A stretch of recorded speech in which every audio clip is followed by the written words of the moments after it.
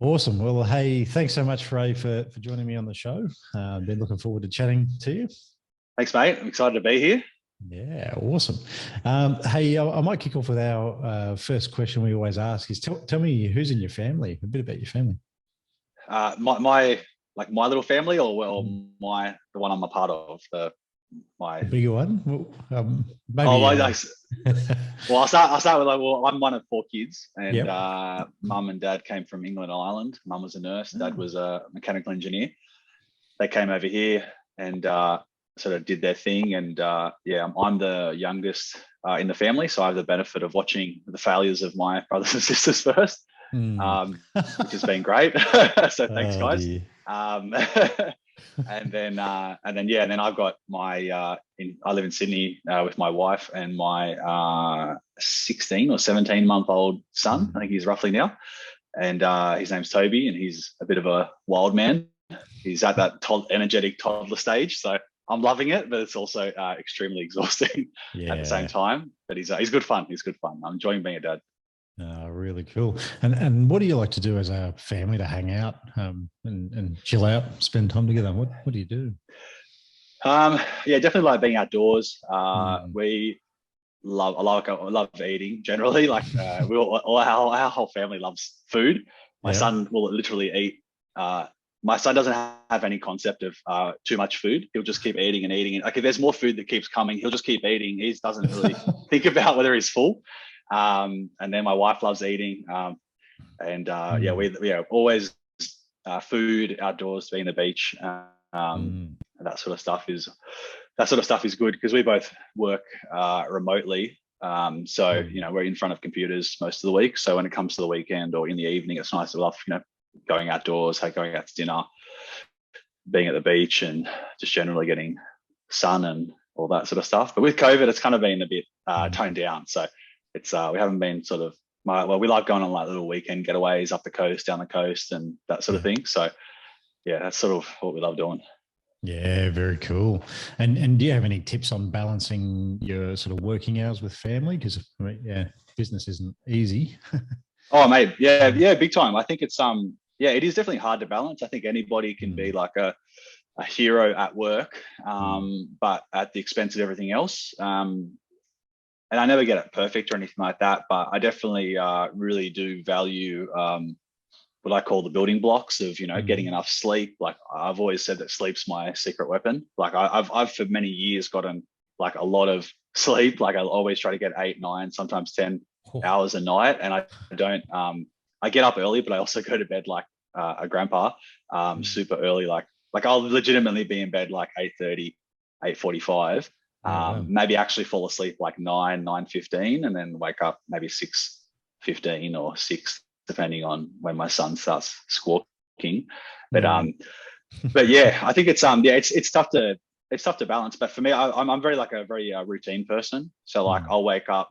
I often, because of the sun's up early, like I'm kind of waking up like 5:30 at the moment. But every day, like 7 days, six, so minimum six, but usually 7 days a week, I'll get up and exercise and train outside. Like I'm definitely a creature of habit. So like my Mm. exercise always happens, my sleep always happens. There's almost nothing that gets, I don't let kind of anything get in the way of that. Yeah. So that's always important. And then once I get back in the morning, it's always about spending time with my son before he goes to daycare. And then Mm. we have a bit of fun, hang out, give him breakfast and get him ready for the day. And it's work time all day. And then, yeah, like we have stuff like fixed, like a lot of people do, like a fixed date night every Tuesday, which is like a non-negotiable. So Awesome. tonight, like we have something that like my wife kind of raised it with me to be like, sometimes we were doing dinner, like going out to dinner each week, and sometimes we wouldn't.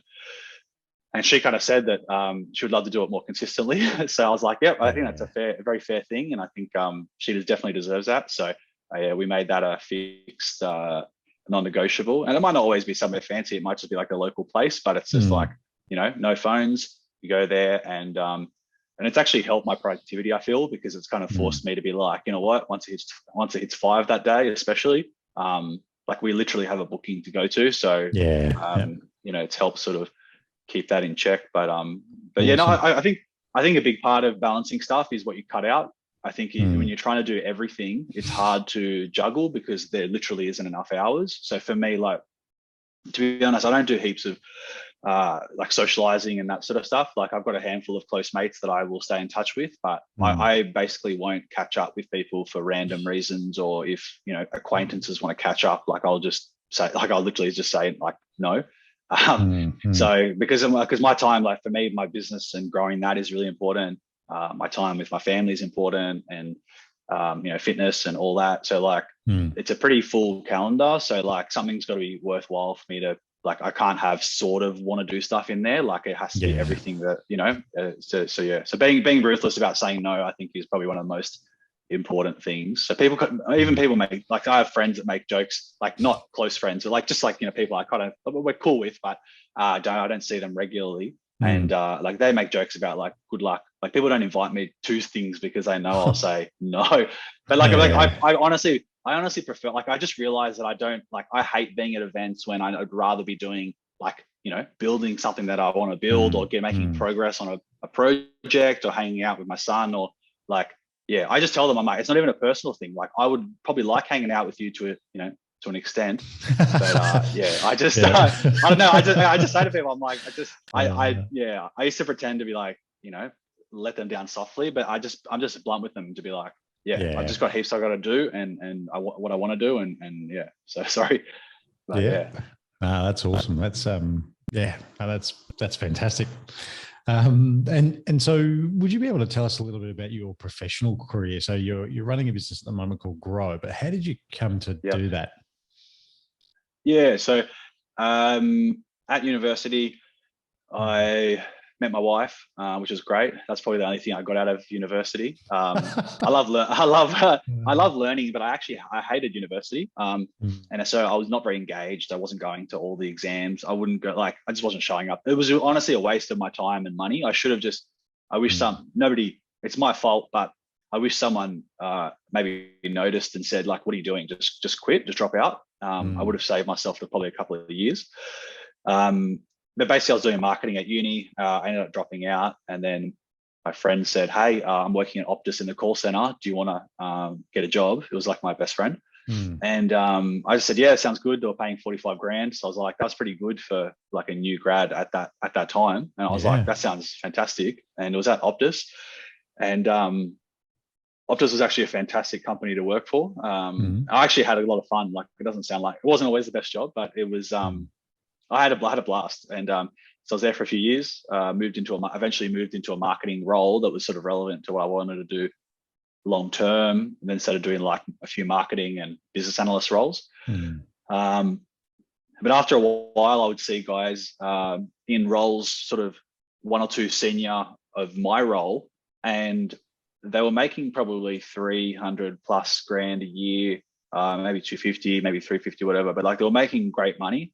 But they were like, they just looked like miserable, to be honest. And they just looked like super, I was just like, I just looked at these guys and I was like, I'm actually not sure I want to be that guy. Like, I feel like maybe that wouldn't have been me. Maybe I would have been more motivated. I don't know. But they just looked like in a prison almost. And they were getting paid so much that they had to stay, and they probably had mortgages or whatever commitment. So they couldn't just leave. But I was just looking at that and I was just like, I don't want that to be me. So I started going to the bookstore and reading all these books for free while I was there for like an hour or two, and just starting to figure out like a bit about business and how to become like a million, like really like maybe tacky books, like they're sort of intro level books, like like one of the books was like 7 years to 7 figures. So some of it, you know, like I was just like hook, line. I was just like, I'll read anything, honestly. But all those books seem to gear towards owning a business. So I was like, all right, like if one of these books could be wrong, but several of these books all point towards, you want to control your income, you know, business is probably going to be harder, but you'll be able to do that. So yes. And I made less before I made more, that's for sure. But you know, but then I was like, all right, well, what could I do for a business? Had a friend that showed me that I could make, he made WordPress websites for people, like very basic ones. And he goes, and I go, well, I don't know how to do that. I don't know how to code. Oh, I know a little bit of coding, like, but only very basic. And he goes, no. What you do is you buy a theme, and then you find someone, an offshore contractor, to build it for like $200. You might pay more, but if you have a bit of a system, you know, you can sort of half set it up, and then they do the other half, and then so that way you can basically get a site done probably within a week, maybe a week and a half, maybe 2 weeks max, for about $250 out of pocket and some hours of your out of your day. And I go, well, how much could you sell them for? And he goes, look, probably first few you'd have to do for free, then do a few for like 500. And he goes, you probably land about $2,000 for a site. Yeah. You can sell them for more, but what you're doing, there's only so much you can charge for a basic website like that. Yeah. And I was hooked. I was just like, mate, if you can show me how to do this, and to his credit, thank you, he did show me how to do it. And yeah, so I didn't love building websites, but I was just like, if I can do this, this is like the first step of getting off the hamster wheel. And I didn't mind corporate. I didn't love it, but I didn't hate it. It was okay. It was just, in the middle, but it wasn't really lighting me up. And I like doing things my way. And I started to get pissed off at corporate, where they had all these people that would get promotions, and I would show like data about how I would outperform them. And I was approaching it from a really logical perspective. Whereas there's all these relationships, and this guy, stuff like this, one guy was mates with the boss, so he got it, or kissed everyone's ass. And I had no idea about what this sort of, like, I was just young, and I had no idea about the game that was being played around me. And then and then another guy got promoted because he'd been waiting longer. And I was like, this is ridiculous. Like, even if I was really good, I'm just never going to, I'm just going to have to wait 10 years or 15 years to move up a little bit. And I was like, this system is just so slow. Yeah. And so, yeah, I started doing websites, did a few free ones, pretty much as my friend sort of said it would happen. Did a few free ones. A lot of them were pretty average, but they weren't paying, so they didn't really care.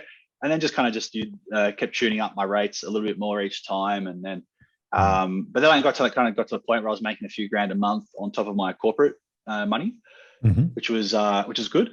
And then I basically quit my job in the sort of, screw you, 9 to 5. And I told my boss, I didn't tell him to shove it because my boss was nice at the time. But I just told him, I'm like, I'm going to go do this thing. And he goes, yep, great. Happy for you. Go for it. And, that's when I learned about the importance of setting up a marketing pipeline of ongoing customers, because I kind of finished all the projects that I had, and then I had no money coming in, and I was like, oh wow, this is we're in a bit of a situation here. I kind of had some money saved, and I just burnt through it real fast, and I had money coming in, but it just wasn't coming in as fast as the money was going out. So that was a bit of a challenge. So then I had to go back and get a job somewhere else, which was the most embarrassing thing ever. Even though probably nobody cared, but in my head, I was like, man, you suck, dude. Like you've had this big thing about how you're going to go leave, and then you stuffed it up, and now you got to go, tail between your legs and go back to a job. And nobody probably cared, but I definitely cared. And then went to go have a second crack. And that went much better because I kind of learnt about, having existing work and also building the new work at the same time and juggling that. And I started building websites. Then people said, hey, how do you get people to the site? I didn't know. So I started being like, all right, well, I'm going to learn. I'll do some stuff for free for you. Again, I'll do some stuff for free for you. And then I learned some basic marketing stuff, and some of it started to work after a while. And then, then sort of fast forward to today, where I've got a marketing agency, and we kind of do mainly done for you services, Facebook ads, Google ads, local SEO, marketing consulting, to sort of mainly to service businesses. And so that was like kind of a condensed 10 or 12 years, I think it was. So geez. Yep. So you've been going for over a decade now, running Groe. Yeah. Initially, I've never, to be honest, had aspirations to have a big team and an office and all that, because that was kind of what I was trying to get away from, is like me having to drive. Some people like that, which I don't have a problem with, but I don't want to go drive to an office and have, artificial lighting and all the, just that whole sort of, that just wasn't what I personally wanted. I wanted to have sort of more of like a boutique agency, where it was more of like a SWAT team analogy, where it's like we've got a small team, they're really good, and we're kind of, it's not like a big operation, but it's, try to make it like high profit, low complexity is sort of what I wanted. And after many years of trying to figure that out, we're starting to get there, so it's been good. Yeah. But yeah. Yeah, fantastic. And I think our client base and yours sort of really overlap. A lot of our clients are actually service businesses as well. So from a marketing perspective, what are your sort of main sort of digital marketing tips for business owners in that service-based industries? Yeah, there's a few things. The first thing I would say is, for in terms of quick wins, the obvious one is just like Google reviews and Google My Business optimization. Yeah. So at a basic level, just getting, it's a great way to get customers essentially for free. Obviously, you can do Google Ads and other stuff as well eventually too. But first thing I'd probably look at, or maybe not the first thing, but in terms of actually after auditing the business generally, we would look at, all right, what are your Google reviews like? At a very basic level, you want to have the most reviews and the highest average score. Because that's pretty much, if I search accountant Brisbane and you come up, and just like I was looking for a restaurant, they would see, okay, these guys have got 80 reviews, everyone else has got 40, they've got a higher score. They might not be the best provider, but they get the click. So if that person gets the click, and if they do the inquiry, if that company doesn't stuff it up, they've made the money. So it's a good sort of quick win to start off with.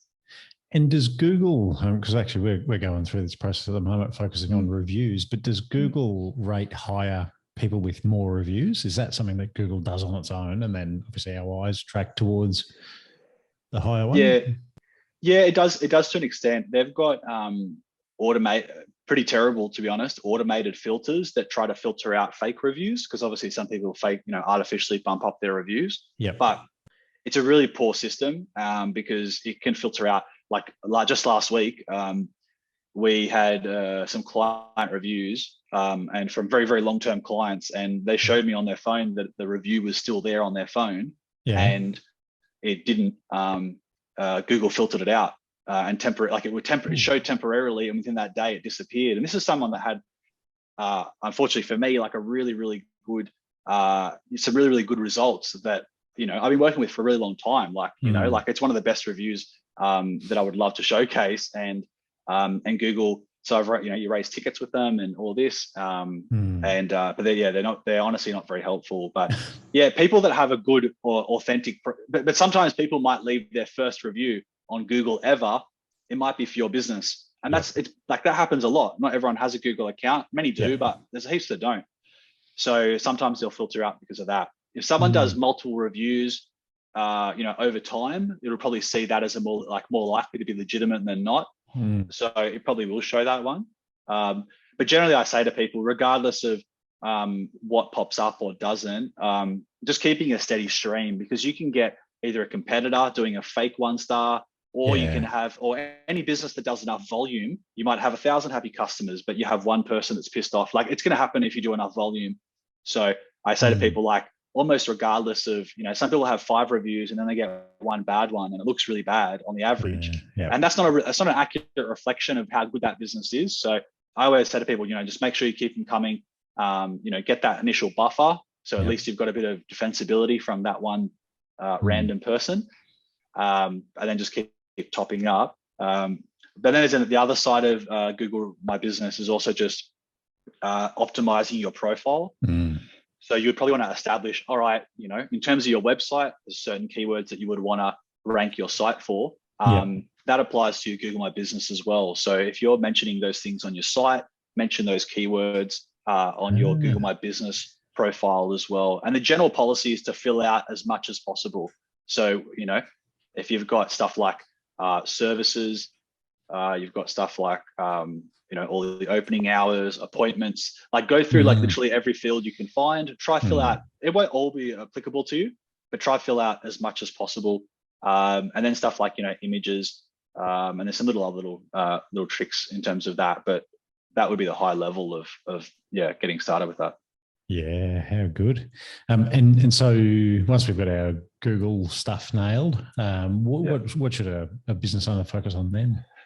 I'd probably be having a look at their existing assets. Mm-hmm. So what do you know, when we do consulting to clients, we kind of just take stock of like, all right, what do we have here? Are we starting on a blank slate? We mainly work with more established business owners. But we've worked with hundreds of startups as well back in the day. But basically we look at like, what do you have in terms of email list? How engaged is that email list? Do you have 10,000 people, but you haven't spoken to them in 6 months? What kind of website traffic are you getting? You might be getting a bunch of people coming every month, but they're not converting into inquiries. So that, all right, for me, I'm like, that's low hanging fruit. If we could adjust your site, make it clearer to inquire, then we would be able to convert more of the existing traffic. We're taking, I guess, existing forces rather than trying to, getting new customers is always more expensive and takes more effort, and we will do that. And often in tandem with looking at existing audiences. But existing audiences, like they're people that are, they've already gone 90% of the way through the funnel. Yeah. So like I would rather just tip them over into a customer for much less effort, typically, maybe even zero cost. And then stuff like, social audiences, you could be YouTube, any kind of social audiences, existing relationships as well. So you might know someone that owns maybe like a marketing agency, or someone that knows this or whatever. They've got a big database. You've known them for years. Probably a collaboration between you two could be something that's beneficial. May not drive customers today, but probably something that throughout the year that would yield dividends. So I would definitely look at same for PR. Some people get a lot of visibility in the media or whatever it is. So how can we leverage that? Reaching out to people, but yeah, definitely looking at existing. After the reviews, I'd be looking at any kind of existing stuff we can leverage. Kind of shake the tree a bit to be like, hey, does anyone need help with X, Y, Z? There's always that little percentage that might need something today or in the short term. And then once we're kind of shaking the tree, I would look at, all right, let's continue to add, ongoing value to these people and just staying in touch with them. A lot of marketing is to do with just being consistent and, adding value. A lot of people are very patchy. I always say up and down marketing leads to up and down revenue. It should be something that, you kind of, So yeah, it just needs to be consistent. A lot of people, once they're fed, they stop looking for food. But it's like, it's like your business. Unless it's my son who keeps looking for food, but just keep going. He just keeps going. But it's like, you need to make sure that you're always like your marketing, regardless of whether it's a good time or a bad time. They shouldn't be connected. Well, we've got heaps of work. We've got plenty of work for the next few months. People say that to me, and I say that's great. You're right. However, that's a sign that that you have potential to grow. So, is it more staff that we need to start thinking about in the background that we need to start hiring? Do we need to look at technology for you to sort of be able to deliver at a higher volume? Because that's why some companies, they keep just doing the same amount of revenue every single year, and not out of choice. So, we definitely look at why, it's like little areas like that. Yeah, for sure. Oh, there you go. And I've got to say, like, I've never really felt like I'm totally okay with the next. What's the word? How am I trying to put this? So from my perspective, I related when you said you started your business and then very quickly leads dried up or work dried up because you didn't have that sort of funnel. Similarly, I was in business for 3 or 4 months. My personal network dried up, and then all of a sudden I was like, hang on, where did the sales go? But after that point, I've even today, like we've got a funnel, so to speak, and we do tons and tons of effort around marketing, but I've still never felt like I could just totally switch off and the next 2 years of leads will just walk in the door. So it feels like this almost like this consistent effort. Yeah. And it's like, it's a dynamic environment because it's not just you and your competitors. It's also new competitors joining the market. Everyone's trying to compete and have a lot of noise. So it is, most markets these days are competitive. There's not many markets I really think that are that are easy to win in. Some maybe like, some are, say like construction or something like that, where they don't do as much modern marketing. We've seen heaps of success with clients because we kind of basically bring them up to speed and up to date with what basically everybody else is doing in different industries.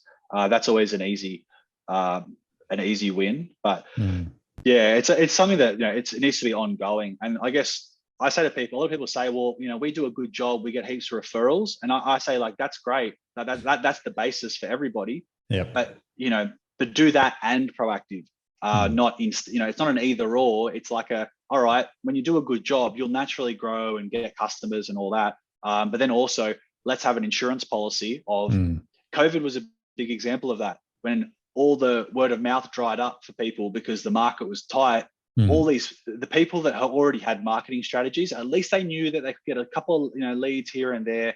They weren't totally left on their own. Whereas someone that's just referral only, they're just like, well, I haven't got anything. Like, I've got no existing funnel really. Like, the people that used to call my phone every month just aren't calling at all, or much less.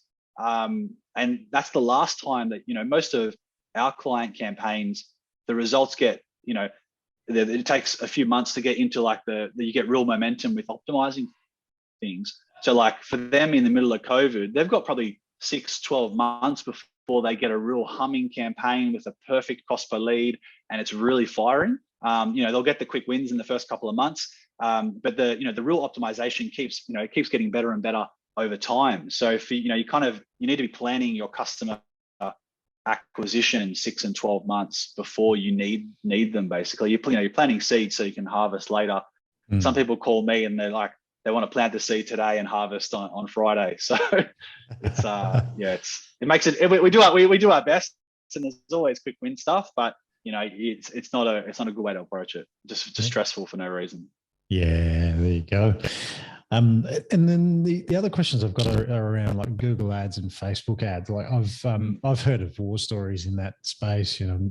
Agencies taking like tens of thousands from businesses and then providing nothing. We've had a few cracks at it personally. Nothing's really sort of delivered consistent results. And as a service business, I think we've got it a touch harder than a product, where you might be able to sell a $70 or a $50 or a $10 thing.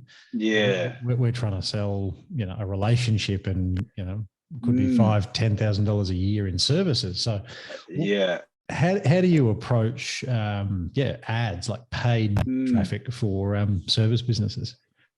Yeah, it's a great question, and to your point about people taking heaps of money and not delivering, like it's super common. And I think a part of that is agencies, either they need the money. There's a lot of big agencies that need to literally pay for a big bunch of staff. They've got the flashy office, like they need to bring in any old retainer. They don't care.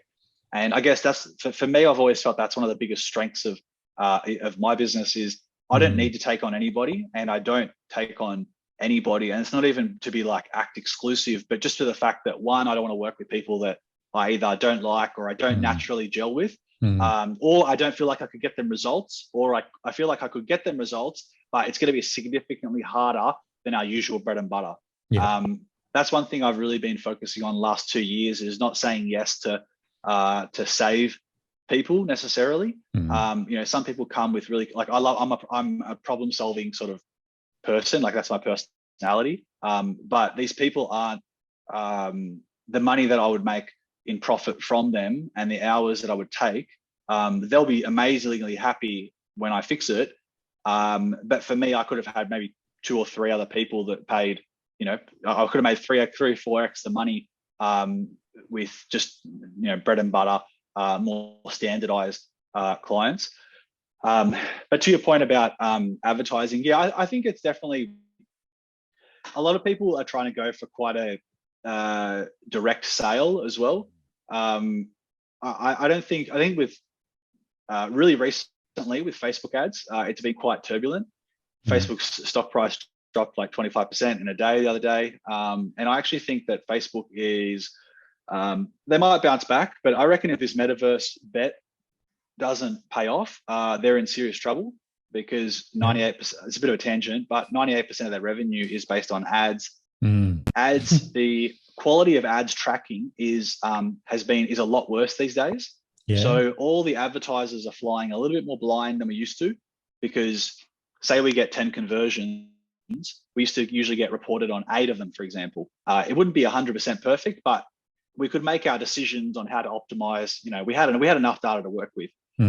These days, with a number of campaigns, we're seeing, I've got some campaigns that I've run for years, and lately I've been getting almost the same amount of leads, but Facebook's reporting like 40% of them, which makes it much harder for me to pick what to scale up, what to turn down, because there's been stuff, Apple has done a lot of stuff with basically not letting Facebook's track what it used to track. Got it. Which means it doesn't tell, they can't tell the advertiser if that Apple user converted or not, because Apple's put up a big wall saying, privacy first. So Facebook ads has been very unpredictable. It's a tough time for that. And I think some people, with Facebook, I think for service-based, you've got to go for that, relationship building, slow, like low or zero commitment to start with. Some people want to jump people straight. The approach and the offer is really important with paid ads. Yep. If you're trying to get too hectic too soon, it needs to be very low key, then have quality follow-up, and then just doing the basics right. If they've opted in for a guide, they've gotten follow-up emails, someone's called them to check in, not to hard sell them, but just to check in. Hey, do you is this something you need help with now, or are we just curious about this topic? And then we kind of filter leads from there. So some of it will come down to sales process. Some of it comes down to offer. Are you trying to get too serious too soon? Like, hey, buy our stuff, which still happens today, which is surprising. Google ads can be a bit better, because Facebook is like, you're targeting based on people, and they're just socializing and goofing off on Facebook. Yeah. Google ads is intent based. So I'm searching for a product or for a topic. So I'm probably much closer to making a decision compared to a person on Facebook. You can make both work, but Google ads can work. For some businesses, for something like accounting, I think that strategic partnerships, I think, is a big one. Just, that transfer of trust between someone that has an audience that's complementary. I think that's even something like this is useful. Definitely lots of reviews, relationships with lawyers and other sort of B2B sort of providers. Like, how big is your network of those? I think that would be useful. But yeah, I think in terms of some paid ads, like some businesses are just naturally skewed to paid ads. If you've got a chain of physios, for example, like our clients are chains of physios or chains of beauty clinics and that sort of stuff, it makes a lot of sense. If you're trying to find a new accountant, I'm a big fan of video content and, stuff that really shows that you guys know what you're talking about. That's sort of a long answer to sort of, Yeah, no, very good. It's a bit of a mystery for me, and something I'd be keen to sort of either work out whether it's part of our strategy or not over the next sort of 6 to 12 months. But I've seen it done really well with service businesses, especially. I think we both know of Dent Australia. They've a great funnel from what I've seen. They do a lot of event-based stuff, don't they? Yes. Yeah. So I think that's their call to action in their ads is more, come to this webinar or workshop. And so what about local SEO? So, I think it's different to just normal SEO, but could you tell us a little bit about the concept? So this is for people that are searching for services in immediate proximity to them. So we don't do all types of SEO. There's some sort of types of SEO that we would refer to other people. It's just, we only do sort of a narrow section of SEO for if you've got a business and you want to attract, people that are local to you within, 10 Ks or whatever, then, we do services where we'll help them rank for basically, it could be accountant, Brisbane, Fortitude Valley, or, all those sort of surrounding suburbs. Yeah. So a lot of it comes down to, there's lots of little technical things, but at a high level, it comes down to content and links. So we're building content on a regular basis for a for a client's website so that Google can, when people are searching for your type of service in your area, they're seeing, you're coming up because your site's already mentioned all these things quite extensively on your site. So there's that side of it. And then obviously just doing, creating pages in a way that Google does like. And there's lots of cool tools out there now that can sort of help you understand. Like Google doesn't tell you what their algorithm is, but there are a lot of tools that sort of try and reverse engineer it, basically scanning the best pages in the highest ranking pages, and then telling you, well, the website in spot number 1, they're mentioning this word 10 times versus everybody else is mentioning it 2 times. So you can kind of sort of reverse engineer what the word count is, what the headings are, frequency of keywords. There's certain things that you can do to sort of basically tailor your website so Google really likes it, shows it nice and high. You get people coming to your site, and then obviously just building up quality links back to your site so Google can tell this is a legit site. It's got many links from established sites that are already established. So we get sort of that transfer of trust. And yeah, but it can be really, really powerful, and it's a local SEO is really great to use in tandem with Google, because you can really own, like, for example, with many of our clients, our goal is like, if we can own the ads, if you search, I don't know, accountant Brisbane, and like you see me in the ads, you see me on the maps listing, and then you see me in the search, we're kind of just taking over that whole thing, and whether they choose to click on us is maybe their choice, but we're very, very, so much of marketing is about visibility in front of the right people. So if we're very visible there, that's a good thing. And then also, just being ruthless with follow-up. So we get their attention, and we're really ruthless about converting that attention into, sales, basically, for those that want help. Yeah, awesome. There's such there's an art and a science behind it. Hey. SEO, the whole SEO industry is very, it's pretty shady, to be honest. So I've honestly, I was reluctant almost to offer it a while ago, but just because there's so many shit, like, especially in the sales process, some people are like, they've been with someone that's, hurt their rankings, for example, that was really cheap, and so it's a bit of a interesting space. Yeah, and do you mean sort of a bit of a shady one because of the potential for sort of no result or that sort of thing? Because they can hide behind the fact that it might take 12 months to get results, which is a real thing, and it does happen. But some people, there are agencies that sort of ruin it for everybody else because they take the retainer the whole 12 months. But the thing is, you should be seeing some sort of progress, within the first couple of months. Like, it won't be number 1 necessarily, and not for a really competitive term, but you should be seeing forward progress after, there's an audit and people have started to put some content on the site and get that published, and takes a few weeks to start registering with Google or whatever. You should be seeing sort of progress along the way to the ultimate goal. And depending on how competitive your market is, you won't go from, if you've got competitors that have been doing this for 5-10 years, and paying several people to work on this exclusively, you paying $2,000 a month is not going to get you to beat them in 12 months potentially. So some of it does come down to expectation setting as well. But that doesn't mean you can't win.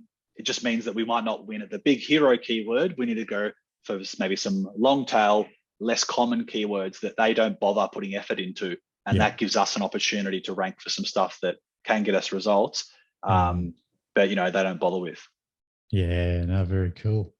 I've had some fun with it over the years. It's an interesting space. Yeah. Cool. Alrighty. And so could you tell us a little bit about your YouTube channel? Yeah. So this started as a bit of a, I kind of been thinking about creating it for many years. Yeah. And because I maybe just, maybe I'm foolish, but I saw what other people were doing on YouTube, and some of the top creators in that space, in the finance, sort of personal finance space, they're making millions of dollars a year. And some of them, like, significant, like, many millions of dollars per year. And I didn't expect that I could do that, maybe even ever. But I was just like, what they were doing, I was like, I could do that. I'm not at their level right now, but speaking on camera, something I've done plenty of. Speaking on stage is something I've done quite a lot of. Yeah. So presenting on cameras, I don't have a fear of presenting on camera or trying to explain things in a simple way. So I kind of felt that this did align to my strengths, and you can make a lot of money. And also the fact that most people quit before they get results, because it's definitely a grind. Like, you don't just, grow a big audience overnight. Like, it's a bit of a marathon sort of approach. So I said, you know what? About a year ago, I said, all right, I'm just going to create a channel. Yep. I'm going to give it 1 year. And if I'm still enjoying it or people give a crap, I'll do it for 1 more year after that. And then I'm just going to take it on a see how we go sort of basis. But yeah, I started a year ago, and we've got about 1,300 something subscribers now. So it's not like a super viral influence or anything, but it's starting to get a lot of momentum now, which is really cool. And we're starting to make a little bit of money each month as well, which is it's not worth it for the time I'm putting in today, but the long-term potential value is huge, because the time I take to get that money each week doesn't increase necessarily over time. So say I get to a point where I post 2 videos a week, for me to do that 3 years from now probably will take me the same amount of time, maybe faster because I might hire staff. But the amount of money that I could make compounds, because you kind of build a bigger and bigger and bigger library of content. Yep. So you could make, and you get, there's what excites me the most about it, aside from helping people, is the leverage potential. Is because you can have an audience of, tens of thousands, hundreds of thousands, millions of people eventually, that they don't even necessarily need to buy anything from you, which is crazy. And I love that it kind of monetizes human laziness in some aspect, which is limitless. So I like those elements at play. People could watch my stuff and never buy anything. They don't have to pay me $1, but because I'm able to add value to them and keep their attention and help them, and I'm a reliable source of value, Google will be able to keep paying me. And then also there's affiliate stuff where you make money. We have money coming in from each month, and it's not like worth talking about, but it's like, we'll probably make a couple grand this month just from that. And it's like, man, geez, it's not worth it. Like, for me, I could just get one more retainer at $2-3 grand a month, and it'd be way less work. I could outsource it to my team. Like it's like, financially right now, it does not make any sense to me to be doing it. But the hope is long term that eventually switches to the point where, I've got a goal to get to 10K a month and then 20. I feel like once it gets to 10 the 10 to 20 range, like my whole family's lifestyle expenses are, I reckon they'd be like 80 a year, maybe even less, for everything. So, like, if I could get everything paid for by that and then keep the business running as well, it'll be able to grow really good money. And it's heaps of fun. Like, I enjoy making the content. So it's been cool. And at the moment, is the affiliate channel more providing more revenue than the YouTube addy stuff? Yeah, affiliate stuff, definitely. It's interesting. The thing I love about it is, like, you can create like a review video on a topic. So I'll do a review of a trading platform, and some of them I've used quite extensively, and then others I have to do research on. And I kind of tell people, like, I don't use this one, but I've kind of gone and done the research. I've joined the platform, and I've compared it to all the other ones. And then I kind of summarize it in a sort of a neatly packaged video where you can get everything you need to know about this platform at a high level in about 10 minutes. So, and the thing is, if you do like a really good video on that, like two of my best performing videos out of the top 5 maybe were reviews on a platform. And every week I get, like, most days I'll get, $40 or $80, between $40, $80, sometimes $100 in just affiliate stuff from that. So it's just kind of funny, when you make like your first $1,000 in business or something, and it's like, it feels like the most exciting money. Like, you can make $10 million in a bigger business, but it's just like, it's a new thing. It's exciting to see, like it's gone from, if it was like Amazon affiliates where you make like $3 here and $5 there and whatever, it's hard to get decent money. for a while. Like eventually he does get to good money, but that takes much longer than other affiliate stuff. But this is starting to get to a point where it's like, this could be like, I could live off this eventually, I feel, which is exciting. So it's kind of, I hired an editor straight away because I'm terrible at editing. So I've got a guy in the States that does my editing.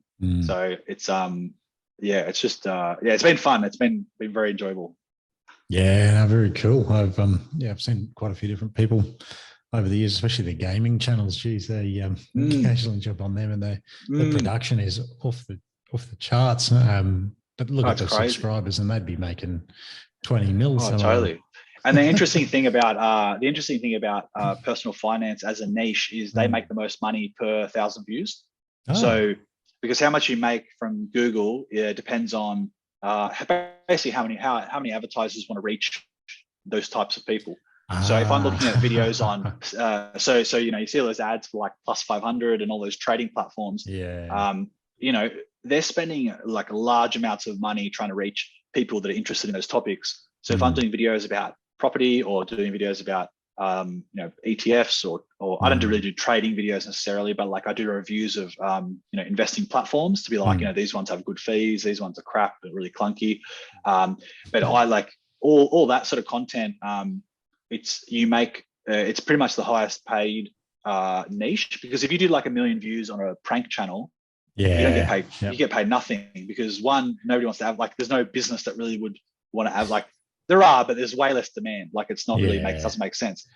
But if I'm someone that's watching, investing videos or money videos or whatever, there's all these banks and like everyone wants to spend a lot of money. So, that part was definitely appealing as well. Like, you don't have to be like a 50,000 subscriber finance channel might make more than a 500,000 subscriber gaming channel, for example. Yeah, if they know what they're doing.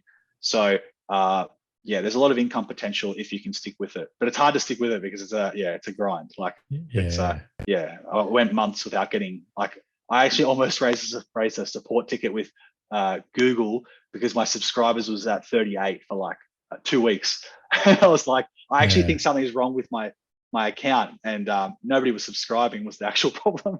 But it was just funny because I was just like, it was funny. Dear. And do you see YouTube as a bit of a powerful way that can support the marketing of a service-based business as well? Yeah, I definitely think so. I think it's a tricky one because I think it needs to be done whole-assed, not half-assed. It's something that like just knowing like how much, not that I put millions of hours into it, but knowing like the kind of thought I would put into a video, the structure, the tags, the description, the distribution of the video. Like, it's something that when done right, I think it can be extremely powerful. But the reason I think more businesses don't use YouTube as a serious marketing channel is either A, they don't put enough effort into it. They kind of just record stuff, throw it up there, the tags, description, whatever. They just whatever it, which is important stuff to get high visibility. So they kind of half-ass that. They load it up, even if they're like it's sort of edited and whatever. That's probably not going to be enough for you to get traction. It really needs to be done like quite deliberately. But I think, and also, there's not many people that can also produce a lot of content regularly, or maybe want to be on camera, or have people inside the company that want to be on camera. Like, that's always a major one, that people come up against. And because you got to remember as well, like, this is something that I'm still like, I'm a bit of an idiot, like, in person. Like, I love having a laugh, love joking around. When I talk about like serious concepts, I get serious, and a lot of my friends have commented saying, like to me directly, saying, you're like not the idiot that we know you as.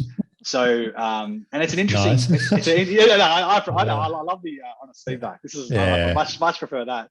But it is a good point, because it is edutainment. Like, it is. There needs to be an entertainment. It doesn't have to be, but you do better if there is a bit of a focus on getting engagement, and not faking enthusiasm or something. But I think definitely keep in mind that there is a large chunk of people that watch videos with no intention of actioning anything. So knowing that, you know, it's not just about delivering the facts, it's also delivering the facts and being engaging. Because everything that Google's algorithm wants to do is to keep people on YouTube as long as possible. So the longer you can get them staying to watch, the higher percentage of watching the video, the more people you get clicking, the more that they're pulled in here. So everybody's YouTube strategy should be obviously deliver what you need to deliver, but do it in a way that people want to keep watching. Almost even if they don't care about that topic, like that's kind of the approach. So I think it's I think it definitely can be valuable, but I think a lot of people don't probably, they kind of just like, they just almost use it as like a bit of a rubbish bin. Like they just dump some videos that they did for some other stuff, which is fine. It's not bad. Like, you know, for Google, you know, for SEO reasons and stuff, sometimes it can be good. But yeah, it definitely needs a deliberate approach. And I think it's something that you have to do knowing that, you know, the first 1,000 or 10,000 subscribers or whatever is going to be a grind. But then after that, it starts to come, you know, and then probably the last thing I would say is also the business model. Because if you have something that, you know, say for you guys, if you become world famous for accounting, you're not going to be providing accounting services to people in America necessarily. Maybe one day, but like, it's not something that you would probably do. So it's also about having to justify the time and resources, also thinking about scalable products that you could add. You know, is it something like it might be hard with different, you know, accounting laws in different countries, but it might be something like, you know, a cash flow template, or there's going to be certain things where you could be like, we can make money from this channel in, you know, regardless of where you live and almost regardless of your budget. So that's definitely something that I, you know, if I was consulting someone on that, I would think about, you know, what is the back end, you know, obviously add value and build that reputation, but also like how will you make money to justify this, basically, because it does take a lot of time and resources to keep feeding the content beast, basically. And very cool. And I'm guessing you can get sort of like Upwork or contractors to help do because even there's video SEO, right? Like tags and absolutely. And there's like, you know, there's plugins and stuff that you know, like there's some plugin that I pay, like I think it's like $100 a year, or it's pretty cheap. But basically they give you they've got all sorts of YouTube tools, but some of them give you like it's like I don't know what you call it.